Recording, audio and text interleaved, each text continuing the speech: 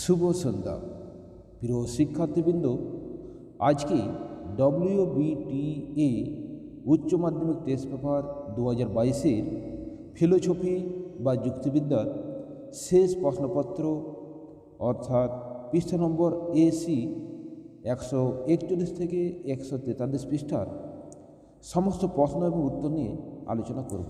আজকের আলোচনায় থাকবে DTQ, MCQ, ACQ সমস্ত প্রশ্নের উত্তর। প্রথমে আলোচনা করব পার্ট এ এর DTQ বা ডেসক্রিপটিভ টাইপ কোশ্চেন। প্রশ্ন 1 নিরপেক্ষ বচনের গুণ ও পরিমাণ বলতে কী বোঝো?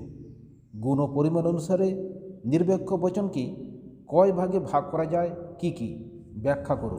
নিরপেক্ষ বচনের গুণ বলতে বোঝায় সেই ধর্মকে যা নির্ধারিত হয় বচনের বিধেয় পদ উদ্দেশ্য পদের অন্তর্ভুক্তির স্বীকৃতি বা অস্বীকৃতির দ্বারা। বিধেয় পদ উদ্দেশ্য পদের অন্তর্ভুক্তিকে স্বীকার করলে গুণ সদর্থক আর অস্বীকার করলে গুণ নগর্থক। বচনের পরিমাণ বলতে বোঝায় সেই ধর্মকে যা নির্ধারিত হয় বচনের বিধেয় পদ উদ্দেশ্য পদের কতখানি অংশকেই স্বীকার বা অস্বীকার করেছে। বিধেয় পদ উদ্দেশ্য পদের সমগ্র অংশকে স্বীকার বা অস্বীকার করলে পরিমাণ হবে সামান্য বা সার্বিক, আর বিধেয় পদ উদ্দেশ্য পদের কিছু অংশকে স্বীকার বা অস্বীকার করলে পরিমাণ হবে বিশেষ। যেমন সকল গেম হয় আকর্ষণীয়। এই বচনের বিধেয় পদ আকর্ষণীয় উদ্দেশ্য পদের সমগ্র অংশকে স্বীকার করায় পরিমাণ সামান্য এবং গুণ সদর্থক। আরেকটি উদাহরণ, কোনো কোনো পরীক্ষা নয় টেনশন মুক্ত। এখানে বিধেয় পদ টেনশন মুক্ত উদ্দেশ্য পদের কিছু অংশকে অস্বীকার করায় পরিমাণ বিশেষ আর গুণ নগর্থক। প্রশ্নের শেষাংশ, গুণ ও পরিমাণ অনুসারে বচনকে 4 ভাগে ভাগ করা যায়। এই 4টি ভাগ হল সামান্য সদর্থক বা এই বচন, সামান্য নগর্থক বা ই বচন, বিশেষ সদর্থক বা আই বচন এবং বিশেষ নগর্থক বা ও বচন। তোমরা এই 4টি ভাগকে একটু উদাহরণসহ ব্যাখ্যা করে নেবে। প্রশ্ন 1 এর অথবা পদের ব্যাপ্যতা বলতে কী বোঝো? নিম্নের বাক্যগুলিতে কোন কোন পদ ব্যাপ্য এবং কোন কোন পদ অব্যাপ্য নির্ণয় করো। পদের ব্যাপ্যতা বলতে বোঝায় ব্যাপ্য পদের ধর্মকে।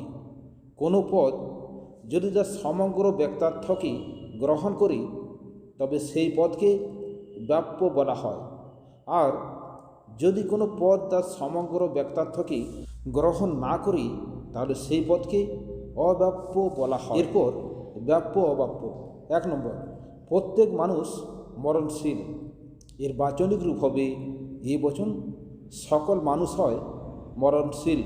এখানে উদ্দেশ্যপদ মানুষ ব্যাপ্য, বিধেয়পদ মরণশীল অব্যাপ্য। 2 নম্বর, শিশুরা সাধারণত সরল হয়। এর বাচনিক রূপ হবে আই বচন, কোনো কোনো শিশু হয় সরল। এখানে কোনো পদেই ব্যাপ্য নয়, অব্যাপ্য উদ্দেশ্য এবং বিধেয়। 3 নম্বর, সাহসী ছাড়া আর কেউ এই পদের যোগ্য নয়। এর তর্কবিদ্যাসম্মত রূপ হবে এ বচন, সকল এই পদের যোগ্য ব্যক্তি হয় সাহসী। এখানে উদ্দেশ্য পদ এই পদের যোগ্য হয় ব্যাপ্য আর বিধেয় পদ সাহসী অব্যাপ্য। প্রশ্ন 1 বিপরীত বিরোধিতার নিয়মটি লেখো। বিপরীত বিরোধিতার সঙ্গে বিরুদ্ধ বিরোধিতার পার্থক্য লিখো। অসম বিরোধিতা কি প্রকৃত বিরোধিতা? বিপরীত বিরোধিতার নিয়ম, দুটো বিপরীত বিরোধী বচন একসঙ্গে সত্য হতে পারে না। অর্থাৎ একটি বচন সত্য হলেই অন্যটি মিথ্যা হবে এবং একটি বচন মিথ্যা হলেই অন্য বচনটি অনিশ্চিত হবে। যেমন সকল শিশু হয় সরল, এই এ বচন সত্য হলে ই বচন কোনো শিশু নয় সরল মিথ্যা হবে। আবার সকল মানুষ হয় দেবতা, মিথ্যা হলে কোনো মানুষ নয় দেবতা, এই বচনটি সত্য বা মিথ্যা হতে পারে। অর্থাৎ অনিশ্চিত হবে। বিপরীত বিরোধিতার সঙ্গে বিরুদ্ধ বিরোধিতার পার্থক্য। পার্থক্য 1, বিপরীত বিরোধিতায় আবদ্ধ দুটো বচন একসঙ্গে সত্য হতে পারে না, অর্থাৎ একটি বচন সত্য হলেই অন্য বচনটি মিথ্যা হবে, কিন্তু একটি বচন মিথ্যা হলে অন্য বচনটি অনিশ্চিত হবে। কিন্তু বিরুদ্ধ বিরোধিতায় আবদ্ধ দুটো বচন একসঙ্গে সত্য বা একসঙ্গে মিথ্যা হতে পারে না, অর্থাৎ একটি বচন সত্য হলে অন্য বচনটি মিথ্যা হবে, আবার একটি বচন মিথ্যা হলে অন্য বচনটি সত্য হবে। পার্থক্য 2, প্রথাগত বিরোধিতায় চরম বিরোধিতা হলো বিরুদ্ধ বিরোধিতা, কিন্তু বিপরীত বিরোধিতা হলো সাধারণ বিরোধিতা। পার্থক্য 3, বিপরীত বিরোধিতাকে বর্গক্ষেত্রের বাহুর সাহায্যে দেখানো হয়, কিন্তু বিরুদ্ধ বিরোধিতাকে বর্গক্ষেত্রের কর্ণের সাহায্যে দেখানো হয়। পার্থক্য 4, বিপরীত বিরোধিতা এ এবং ই বচনের মধ্যে হয়ে থাকে, কিন্তু বিরুদ্ধ বিরোধিতা এ এবং ও আর ই এবং আই বচনের মধ্যে হয়। পার্থক্য 5, বিপরীত বিরোধিতা দুটো সামান্য বচনের মধ্যে হয়, কিন্তু বিরুদ্ধ বিরোধিতা সামান্য এবং বিশেষ বচনের মধ্যে হয়। পার্থক্য 6, বিপরীত বিরোধিতার শর্ত হল দুটো সামান্য বচনের মধ্যে গুণের পার্থক্য থাকবে, কিন্তু বিরুদ্ধ বিরোধিতার শর্ত হল দুটো বচনের মধ্যে গুণ ও পরিমাণের পার্থক্য থাকবে। প্রশ্নের শেষাংশ, অসম বিরোধিতা কি প্রকৃত বিরোধিতা? নব্য যুক্তিবিজ্ঞান অনুযায়ী অসম বিরোধিতা প্রকৃত বিরোধিতা নয়। এরিস্টটল অসম বিরোধিতাকে প্রকৃত বিরোধিতা বলেননি, কারণ অসম বিরোধিতায় আবদ্ধ দুটো বচন একই সঙ্গে সত্য হতে পারে, কিন্তু এরিস্টটলের মতে বিরোধিতার শর্ত হল দুটো বচন একই সঙ্গে সত্য হতে পারে না। অসম বিরোধিতায় আবদ্ধ দুটো বচন একসঙ্গে সত্য হতে পারে বলে এরিস্টটল অসম বিরোধিতাকে প্রকৃত বিরোধিতা বলে স্বীকার করেননি। কিন্তু বচনের প্রচলিত বিরোধিতার সংজ্ঞা অনুযায়ী অসম বিরোধিতাকে প্রকৃত বিরোধিতা বলা যায়, যেহেতু বিরোধিতার প্রচলিত সংজ্ঞা অনুযায়ী দুটি বচনের মধ্যে পরিমাণের পার্থক্য থাকলেও তাদের মধ্যে বিরোধিতা থাকে। সেই জন্য বিরোধিতার প্রথাগত সংজ্ঞা অনুযায়ী অসম বিরোধিতা প্রকৃত বিরোধিতা। প্রশ্ন 1 বি এর অথবা সত্য মূল্য নির্ণয় করো। এ বচন মিথ্যা হলে আই এবং ও বচনের সত্য মূল্য কী হবে? এ বচন মিথ্যা হলে আই বচন অনিশ্চিত এবং ও বচন সত্য হবে। আই বচন সত্য হলে ই বচন মিথ্যা এবং এ বচন অনিশ্চিত হবে। ও বচন মিথ্যা হলে এ বচন সত্য এবং আই বচন সত্য হবে। ই বচন সত্য হলে ও বচন সত্য এবং এ বচন মিথ্যা হবে। প্রশ্ন 1 সি, বিবর্তন কাকে বলে? বিবর্তনকে অমাধ্যম অনুমান বলা হয় কেন? দৃষ্টান্ত সহকারে বিবর্তনের নিয়ম লিখো। বিবর্তন কাকে বলে এবং বিবর্তনের নিয়ম কি, এগুলো বহুবার আলোচনা করেছি। এর ভিডিও আপলোড করা আছে, তার লিঙ্ক এই ভিডিওর ডেসক্রিপশনে দেওয়া থাকবে, তোমরা একটু দেখে নেবে। এখানে আলোচনা করব বিবর্তনকে কেন অমাধ্যম অনুমান বলা হয়।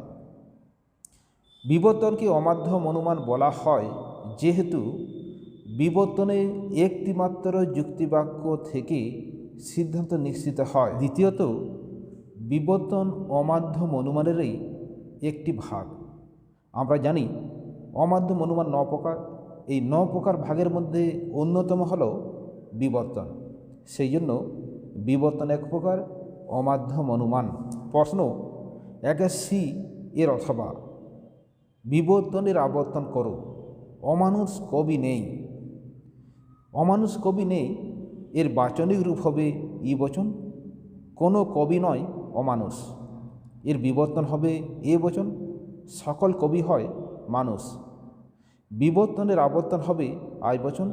কোনো কোনো মানুষ হয় কবি। 2 নম্বর, মানুষ মাত্রই পরিশ্রমী নয়।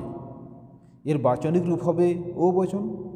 কোনো কোনো মানুষ নয় পরিশ্রমী, এর বিবর্তন হবে আয় বচন।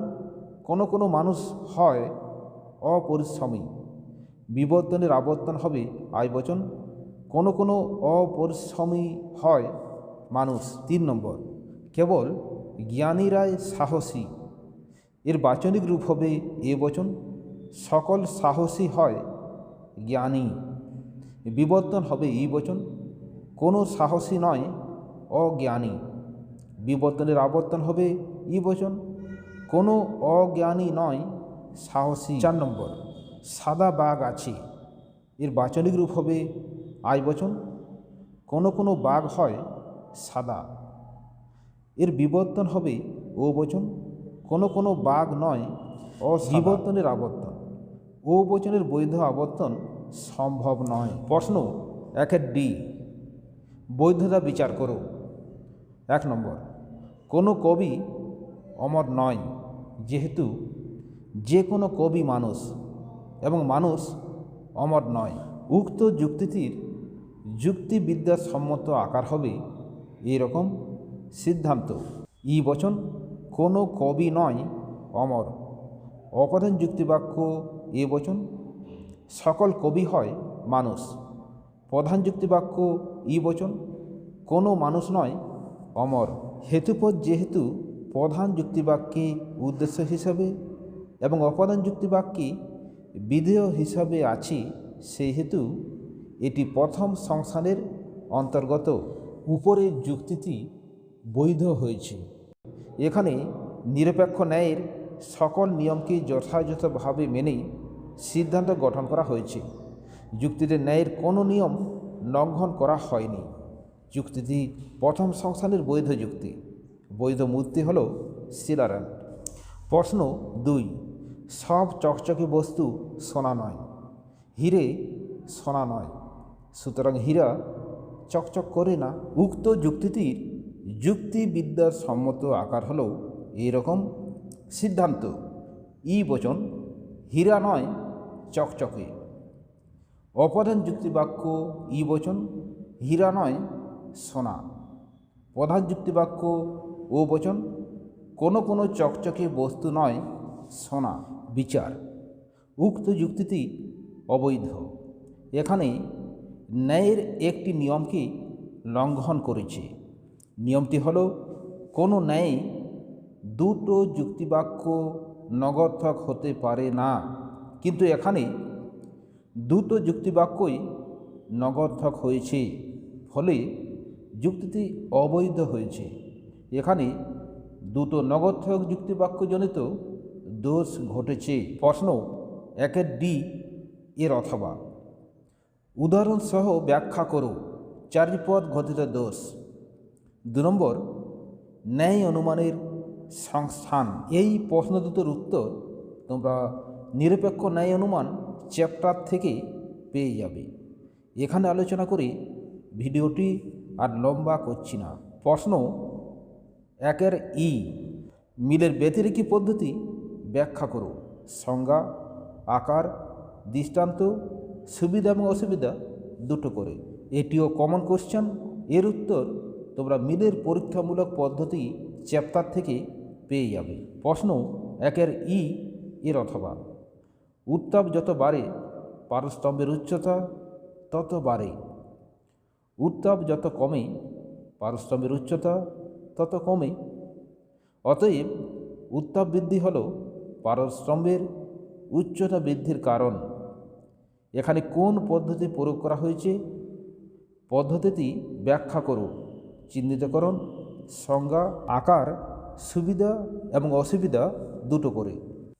চিহ্নিতকরণ, এখানে মিলের সহপরিবর্তন পদ্ধতি প্রয়োগ করা হয়েছে। তোমরা এই পদ্ধতির সংজ্ঞা, আকার, সুবিধা এবং অসুবিধাগুলো বই থেকে লিখে নেবে। এরপর MCQ প্রশ্ন নিয়ে আলোচনা করব। কোশ্চেন 1, অনুমান হলো একটি মানসিক প্রক্রিয়া নাকি বাহ্যিক প্রক্রিয়া? এখানে অ্যান্সার হবে মানসিক প্রক্রিয়া। প্রশ্ন 2, যুক্তির কাঠামোকে বলা হয় যুক্তির প্রমাণ নাকি যুক্তির আকার?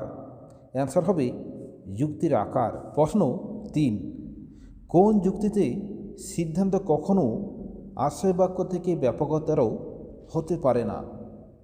এখানে অ্যান্সার হবে অবরোহ। প্রশ্ন 4, কেবল সত্য বা মিথ্যা হতে পারে কি, যুক্তি নাকি বচন? এখানে অ্যান্সার হবে বচন। প্রশ্ন 5, সর্বদা বিধেয় পদ ব্যাপ্য হয় এবং উদ্দেশ্য পদ অব্যাপ্য হয় কোন বচনে? অ্যান্সার হবে ও বচনে। যেহেতু ও বচন উদ্দেশ্য বাপ্য হয় না, বিধেয় পদ ব্যাপ্য হয়। প্রশ্ন 6, এ বচনের পরিমাণ হবে সদর্থক নাকি সার্বিক? এখানে অ্যান্সার হবে সার্বিক। প্রশ্ন 7, আয় এবং ও বচনের বিরোধিতার সম্পর্ক হল বিপরীত নাকি অধীন বিপরীত? এখানে অ্যান্সার হবে অধীন বিপরীত বিরোধিতা। প্রশ্ন 8, এরিস্টটলের মতে বিরোধিতা কয় প্রকার? বিরোধিতা 2 প্রকার, বিপরীত এবং বিরুদ্ধ। প্রশ্ন 9, এ বচন সত্য হলে অনুরূপ ও বচনের সত্যমূল্য কি হবে? মিথ্যা হবে। প্রশ্ন 10, একটি অমাধ্যম অনুমানে কয়টি পদ থাকে? উত্তর হবে 2টি। প্রশ্ন 11, আবর্তন হল কয় প্রকার? অ্যান্সার হবে 2 প্রকার। প্রশ্ন 12, মানুষ পদের বিরুদ্ধ পদ হল কি?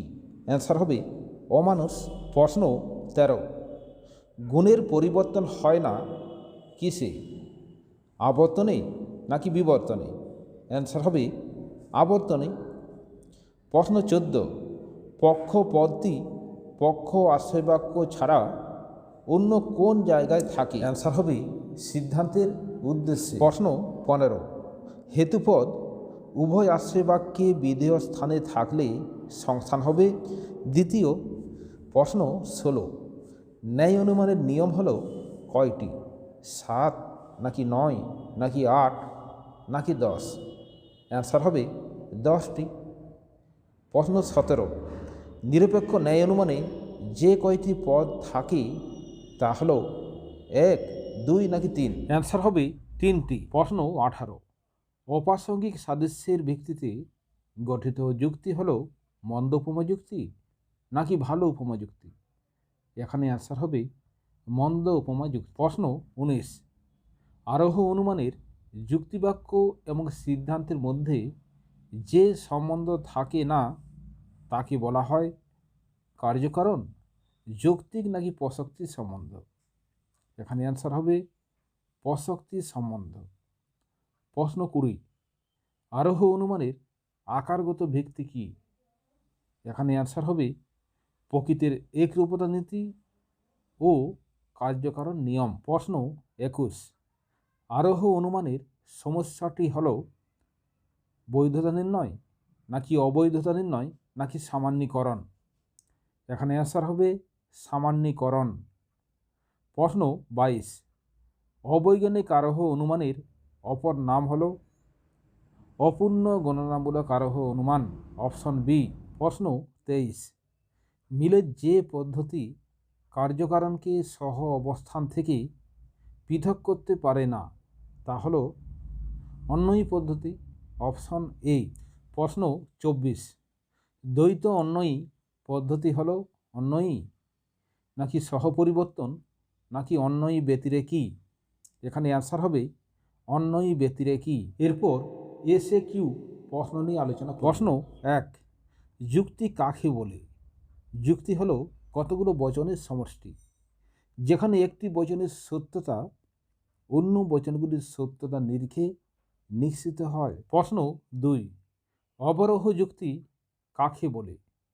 যে যুক্তিতে এক বা একাধিক যুক্তিবাক্য থেকে সিদ্ধান্তটি অনিবার্যভাবে নিশ্চিত হয় এবং সিদ্ধান্ত যুক্তিবাক্য থেকে কম ব্যাপক হয় তাকে অবরোহ যুক্তি বলে। প্রশ্ন 2 অথবা, একটি যুক্তি কখন বৈধ হয়? একটি যুক্তি বৈধ হয় যখন যুক্তির নিয়মাবলী মেনে সিদ্ধান্ত গঠন করা হয়। অন্যভাবে বলা যায়, যদি কোনো যুক্তির যুক্তিবাক্য সত্য এবং সিদ্ধান্ত মিথ্যা না হয় তাহলে সেই যুক্তিকে বৈধ যুক্তি বলা হয়। প্রশ্ন 3, যুক্তির আশ্রয় বাক্য বা হেতুবাক্য কাকে বলে? যে বচনগুলোকে ভিত্তি করে সিদ্ধান্ত গঠন করা হয় সেই বাক্যগুলিকে যুক্তিবাক্য বা হেতুবাক্য বলে। প্রশ্ন 4, সংযোজকের কাজ কি? সংযোজকের কাজ হল উদ্দেশ্য ও বিধেয়পদের মধ্যে সম্বন্ধ স্থাপন করা। অথবা বচন কাকে বলে? যা সত্য বা মিথ্যা হয় তাই বচন। প্রশ্ন 5, যদি এ বচনের মূল্যমান সত্য হয় তাহলে ই বচনের সত্য মূল্য কি হবে? মিথ্যা হবে। প্রশ্ন 6, সরল আবর্তন কাকে বলে? যে আবর্তনে যুক্তিবাক্য এবং সিদ্ধান্তের পরিমাণ সমান হয় তাকে সম আবর্তন বা সরল আবর্তন বলে। প্রশ্ন 7, আবর্তনের গুণের নিয়মটি বলো। আবর্তনের গুণের নিয়ম হল যুক্তিবাক্য এবং সিদ্ধান্তের গুণ অভিন্ন হবে। প্রশ্ন 7 অথবা অমাধ্যম অনুমান কাকে বলে? যে অনুমানে একটি মাত্র যুক্তিবাক্য থেকে সিদ্ধান্ত সরাসরি নিশ্চিত হয় তাকে অমাধ্যম অনুমান বলে। প্রশ্ন 8, দ্বিতীয় সংস্থানের বৈধ মূর্তিগুলির নাম লেখো। সিজারি, ক্যামেস্ট্রেস, ব্যারাকো এবং ফেস্টিনো। প্রশ্ন 8 অথবা অব্যাপ্য হেতুদোষ কখন হয়? যদি হেতুপদ প্রধান বা অপ্রধান কোনো যুক্তিবাক্যেই ব্যাপ্য না হয় তাহলে যে দোষ ঘটে তাকে অব্যাপ্য হেতুদোষ বলে। প্রশ্ন 9, নিরপেক্ষ ন্যায় অনুমানে 3-এর বেশি পদ হলে কোন দোষের উদ্ভব হয়? অ্যান্সার হবে চারিপদ ঘটিত দোষ। প্রশ্ন 10, উপমা যুক্তির মূল্যায়নের সর্বাপেক্ষা গুরুত্বপূর্ণ মানদণ্ড কি? গুরুত্বপূর্ণ মানদণ্ড হল হেতুবাক্যে উল্লিখিত সাদৃশ্যের বিষয়গুলি যদি সিদ্ধান্তের সঙ্গে প্রাসঙ্গিক এবং গুরুত্বপূর্ণ হয় তাহলে উপমা যুক্তির সিদ্ধান্তের সম্ভাব্যতা অনেক বেশি হয়। প্রশ্ন 11, আরোহ অনুমানের সামান্যীকরণ বলতে কি বোঝো? সামান্যীকরণ হলো এমন এক অনুমান পদ্ধতি যার সাহায্যে কয়েকটি বিশেষ বিশেষ বস্তু বা ঘটনাকে পর্যবেক্ষণ করে একটি সামান্য বচন প্রতিষ্ঠা করা হয়। প্রশ্ন 11 অথবা তথাকথিত আরোহ অনুমান কাকে বলে? যেসব অনুমান পদ্ধতি আরোহ অনুমানের মতো অথচ এর মধ্যে আরোহ অনুমানের সব লক্ষণগুলি থাকে না তাকে তথাকথিত আরোহ অনুমান বলা হয়। প্রশ্ন 12, আরোহ অনুমানের বস্তুগত ভিত্তি কি? বস্তুগত ভিত্তি হল পর্যবেক্ষণ এবং পরীক্ষা। প্রশ্ন 13, বৈজ্ঞানিক আরোহ এবং অবৈজ্ঞানিক আরোহের মূল পার্থক্য কি? বৈজ্ঞানিক আরোহ অনুমান দুটো ঘটনার মধ্যে সম্বন্ধ নির্ণয়ের জন্য কার্যকারণ সম্বন্ধের উপর নির্ভরশীল, কিন্তু অবৈজ্ঞানিক আরোহ অনুমান কার্যকারণ সম্বন্ধের পরিবর্তে অবাধ অভিজ্ঞতার উপর নির্ভরশীল। প্রশ্ন 13 অথবা ভালো এবং মন্দ উপমা যুক্তির পার্থক্য কি? ভালো উপমা যুক্তিতে দুটো বিষয়ের মধ্যে গুরুত্বপূর্ণ এবং প্রাসঙ্গিক সাদৃশ্যের বিষয়গুলি বিদ্যমান থাকে, কিন্তু মন্দ উপমা যুক্তিতে দুটো বিষয়ের মধ্যে সাদৃশ্যের বিষয়গুলি বাহ্যিক এবং অপ্রাসঙ্গিক ও কম গুরুত্বপূর্ণ। প্রশ্ন 14, প্রকৃতির একরূপতা নীতির অর্থ কি? এর অর্থ হল প্রকৃতি সম অবস্থায় সম আচরণ করে। প্রশ্ন 15, অন্বয়ী পদ্ধতির সাংকেতিক দৃষ্টান্ত দাও। অন্বয়ী পদ্ধতির সাংকেতিক দৃষ্টান্ত এইরকম: পূর্বগামী ঘটনা বড় হাতের এ বি সি, অনুগামী ঘটনা ছোট হাতের এ বি সি। পূর্বগামী ঘটনা বড় হাতের এ সি ডি, অনুগামী ঘটনা ছোট হাতের এ সি ডি। পূর্বগামী ঘটনা বড় হাতের এ ডি ই, অনুগামী ঘটনা ছোট হাতের এ ডি ই। অতএব বড় হাতের এ হল ছোট হাতের এ এর কারণ। প্রশ্ন 15 অথবা অপসারণ পদ্ধতি বা অপসারণ প্রক্রিয়া বলতে কি বোঝো? যে প্রক্রিয়ায় আলোচ্য ঘটনার সঙ্গে যুক্ত অপ্রয়োজনীয় এবং অপ্রাসঙ্গিক বিষয়গুলিকে বর্জন করা হয় তাকে অপসারণ প্রক্রিয়া বলে। প্রশ্ন 16, দার্শনিক মিলের পদ্ধতিগুলির নাম লিখো। মিলের 5টি পদ্ধতি হল অন্বয়ী, ব্যতিরেকী, অন্বয়ী ব্যতিরেকী, সহপরিবর্তন এবং পরিশেষ পদ্ধতি। ভিডিওটি ভালো লাগলে একটা লাইক দিও এবং চ্যানেলটিকে সাবস্ক্রাইব করো আর পাশের বেল আইকনটি বাজিয়ে দাও এই সংক্রান্ত ভিডিও নোটিফিকেশন পাওয়ার জন্য। ধন্যবাদ।